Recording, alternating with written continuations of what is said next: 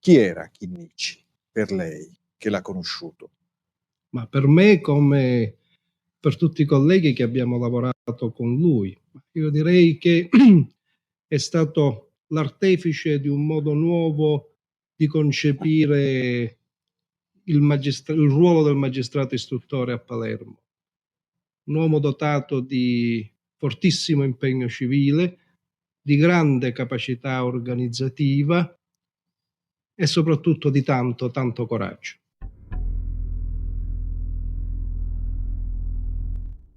«7 dicembre 1982. Ieri, domenica, verso le ore 20, è venuto a casa mia l'ingegner Edoardo Romano. Sono a letto perché è influenzato. Chiede di parlare con me. Entra nella mia stanza, terrorizzato. Davanti all'ingresso di casa mia si era incontrato con Nino Madonia. Da me rinviato a giudizio in stato di arresto per le bombe di Capodanno. Mi riferisce che il Madonia, dopo avergli insistentemente richiesto chi andava a cercare nello stabile, alla domanda l'ingegnere rispose che andava da un suo zio, signor Romano. Ad analoga domanda rispose che andava a trovare il suo amico, che aveva l'abitazione nella scala B. L'ingegnere Romano ebbe la sensazione che non è niente vero, perciò telefonò al maresciallo Trapani e al dottor D'Antone. In serata il Madonia non viene trovato. Nino Madonia aveva rapporti con Giovanni Brusca? Molto intimi, che poi era risaputo in Cosa Nostra, si parlava, erano intimi con i Brusca, sì. A livello che avevano fatto tante cose insieme. Una volta mi disse Giovanni Ferrante che aveva partecipato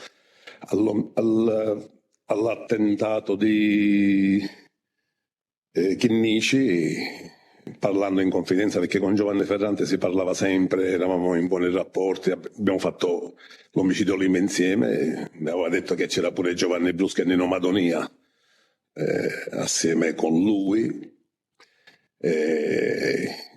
nell'attentato a Chinnici, anche in altre situazioni che in questo momento non ricordo.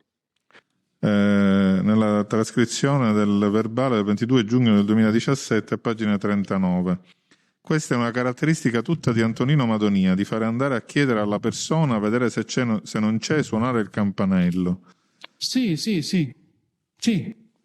successo, gli spiego un altro caso che è successo davanti a me. L'omicidio dell'omicidio del fratello di Filippo ad Alcamo. Quando il travestito carabinieri siamo andati prima a sequestrare il fratello e poi all'altro mi ha fatto a me suonare sul campanello per chiedere se c'era o non c'era, dicendo che eventualmente se rispondeva a qualcuno che eravamo carabinieri, e questo ordine a me l'ha dato Antonino Madonia.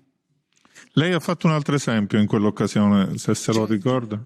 Quale? Qui c'era questo, ma c'è anche quello è mai fatto giuridico, accertato giudiziariamente dell'attentato al dottor Chinnici, che lui era andato a controllare addirittura il pianerottolo.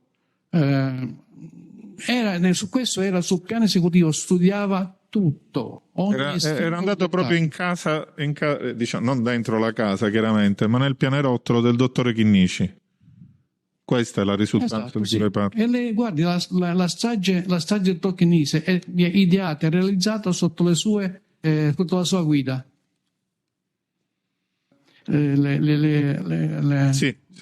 L'utilizzo dell'autobomba è iniziativa sua, prendendo spunto dall'attentato di un certo Casillo a Roma, complotto, servizio segreto, non so dettagliatamente.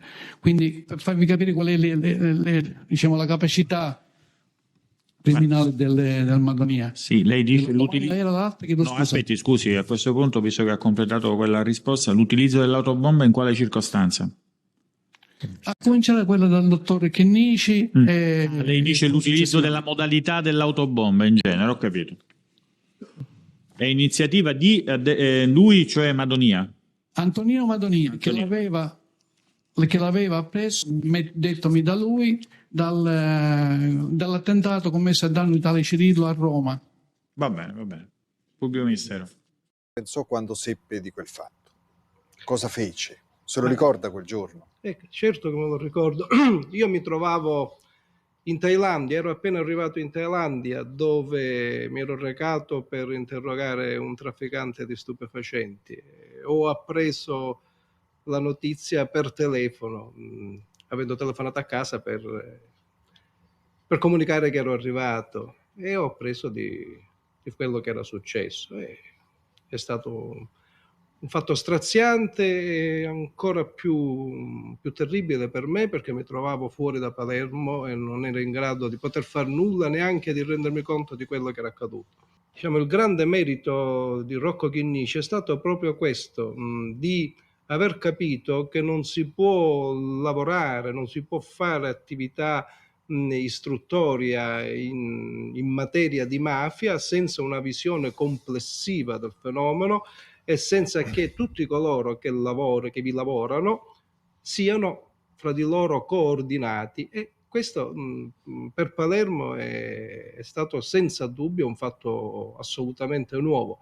Non che non vi fossero stati in precedenza magistrati di grande spessore, ricordo per tutti Cesare Terranova, ecco, ma questa maniera di lavorare in team, di lavorare in equipe, questa è stata un'idea di Rocco Chinnici che è stata fortemente voluta e che è stata attuata con grande determinazione, nonostante le critiche di un ambiente che certamente non era abituato a questo modo nuovo di lavorare. Dobbiamo avere presente che quando parliamo di Stato, così come quando parliamo di magistratura, noi possiamo parlare in maniera indeterminata. Certo. C'è una parte dello Stato che è trasversalmente percorsa, occupata dal potere mafioso. Nella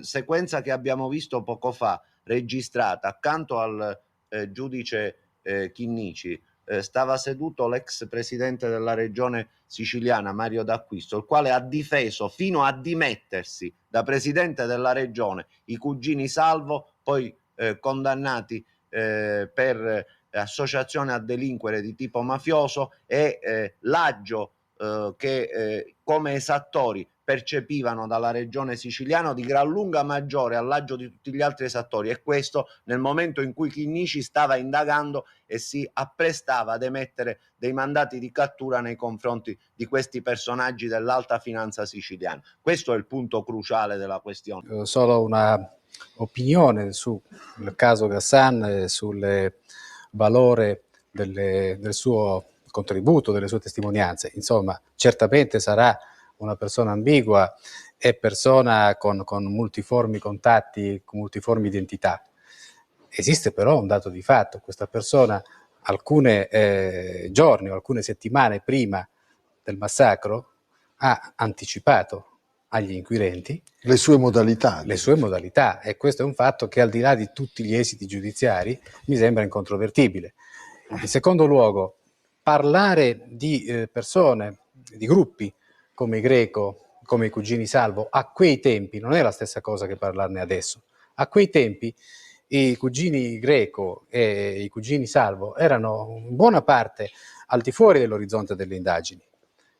I cugini Greco, quando io andavo a Palermo a quei tempi, mi si diceva: ma sì, sono gli esponenti della vecchia mafia di Ciaculli, sono persone fuori gioco, sono persone ormai legalizzate, frequentano gli ambienti bene di Palermo.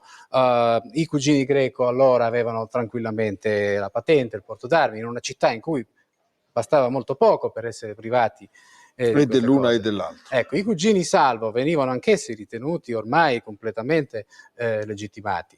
Venivano ritenuti sì persone, certo, con un passato vagamente mafioso, forse i padri o i nonni avevano fama di mafiosi, ma ormai erano persone, come dire, assolutamente rispettabili e integrate nell'establishment politico e finanziario siciliano e nazionale. Dirigere le indagini contro queste persone, contro questi soggetti, in quel momento, era davvero un'operazione che portava dritti in una terra di nessuno. Dottor Falcone, è vero quello che dice Arlacchi o sono fantasie da sociologo? No, verissimo. In quel periodo le indagini su quei personaggi erano appena agli inizi e quello che è stato acquisito dopo è stato acquisito fra enormi difficoltà e con gravissimi problemi. Ha perfettamente ragione. Ma professor lei Armani. vede in quelle indagini, come ci ha detto prima il professor Dalla Chiesa, vede in quelle indagini uno dei possibili motivi, forse il possibile motivo dell'assassinio Chinnici?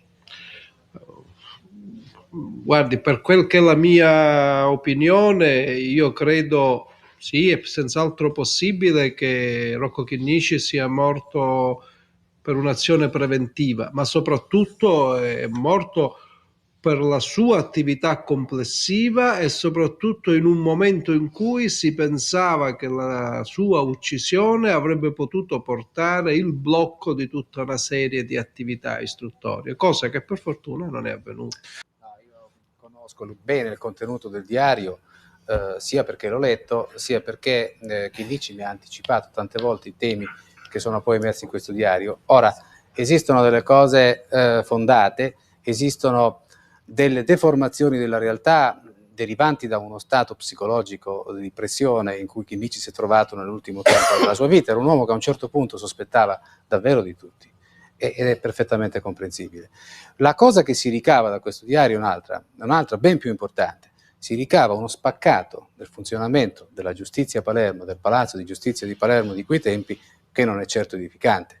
È uno studio, questo diario può essere usato come uno studio sulle tecniche di manipolazione, sulle tecniche, sulle diverse fazioni, sulle lotte interne al Palazzo di Giustizia di quel tempo, e penso che da allora adesso, da questo punto di vista, un certo progresso si è fatto senza dubbio. Soltanto due parole. Io La prego. stavo a quell'epoca, come ho detto, al CSM. Questo diario fu esaminato, furono ascoltati parecchi magistrati. Questa rapida istruttoria si concluse con l'allontanamento di un magistrato, il quale peraltro poi anticipò il provvedimento del CSM, il dottor Scozzari, Avvocato, andandosene io non voglio parlare di questo. dalla magistratura. No, è per concluderla questa. Ci allontaniamo sempre di più. No, Augias, è semplicemente per darti una mano a concluderla questa questione. E in quella occasione ricordo che il CSM additò Rocco Chinnici come un magistrato esemplare per l'intera magistratura.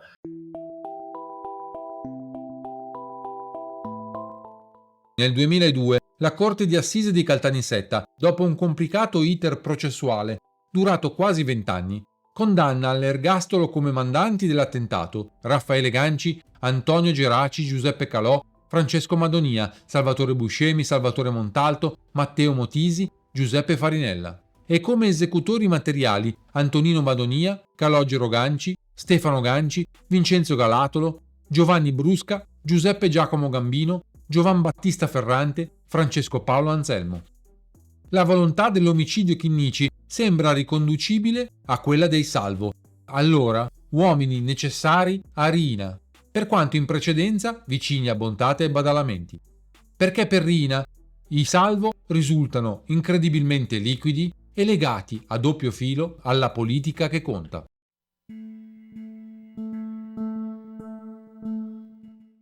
Di Matteo nel 2015 scrive nel suo libro intitolato Collusi che le parole di Brusca e i numerosi riscontri emersi nel processo non lasciano spazio ad interpretazioni. Questa volta Cosa Nostra aveva agito su input di altri.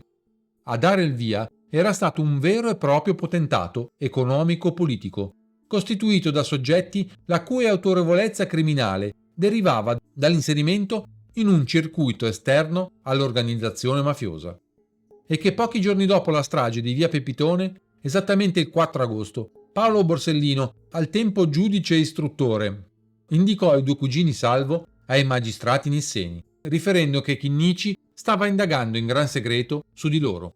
Borsellino riferì che Chinnici era convinto che ai fatti di mafia, almeno ad un alto livello, fossero coinvolti anche i Salvo.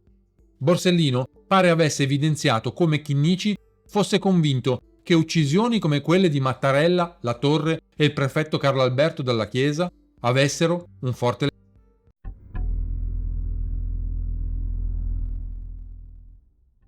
riferisce il figlio di Chinnici. Già nei primi anni '80 mio padre parlava del quarto livello e con questa espressione intendeva riferirsi soprattutto alle coperture di cui la mafia in quegli anni godeva nel mondo politico e istituzionale di vertice. Lui individuò prima il terzo livello, quello che oggi chiameremmo il mondo di mezzo, che riguarda i cosiddetti colletti bianchi, in quella parte dell'imprenditoria che pur non facendo parte della mafia la favoriva, e poi di quel quarto livello che era appunto dei vertici del potere corrotti e collusi. Per la strage di mio padre, come anche per la gran parte delle stragi di questa natura, è arrivata a individuare la parte militare che è la catena che ha portato alla commissione di questi omicidi e stragi. Credo però che non sia riuscita a individuare, se non nella sentenza del processo Chinnici, se non nelle linee generali, quelli che sono stati gli ispiratori esterni alle cosche mafiose e le coperture esterne alle cosche mafiose. Ci fu una strage annunciata e fu annunciata da un pentito ante litteram, il libanese Bushe Belghassan. Questa è storia giudiziaria affidata alle carte. Era un narcotrafficante, un cocainomane, e allora confidente della polizia, e rivelò all'allora capo della Criminal, Paul, che ci sarebbe stata una strage col sistema libanese ed esattamente con un'autobomba imbottita di tritolo. Sarebbe esplosa una 126, lo disse, e individuò come vittime De Francesco Falcone. Stamattina sono un po', sono sollevato moralmente perché ho visto le condanne forti che hanno dato alla sezione del Tribunale a Gerlando Alberti 18 anni per l'associazione per la droga, 18 anni, 16 anni, siamo quasi a livelli massimi.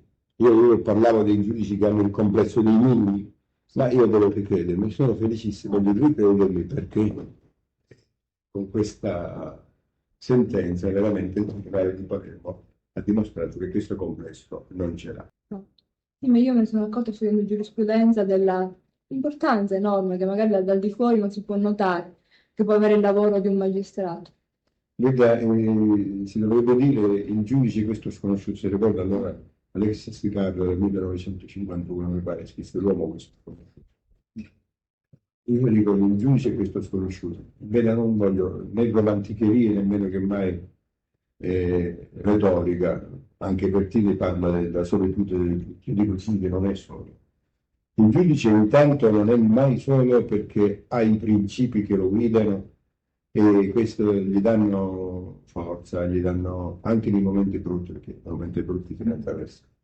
Ma poi veda, quando il giudice sa di avere anche una scaduta minoranza con sé, di quelle persone che poi compongono anche l'opinione pubblica, allora questa solitudine non esiste, perché la solitudine è nel momento in cui deve decidere, ma ecco, quando sa che i destinatari, anche se c'è un 10%, un 15% che sono con lui per le decisioni, io anche qui a Palermo vedo, Palermo è una città impregnata e permeata di mafia, però ecco, la stragrande maggioranza della gente, quella silenziosa, quella che non parla, quella che ha paura, quella che teme, quella è veramente col giudice quando il giudice fa il proprio dovere.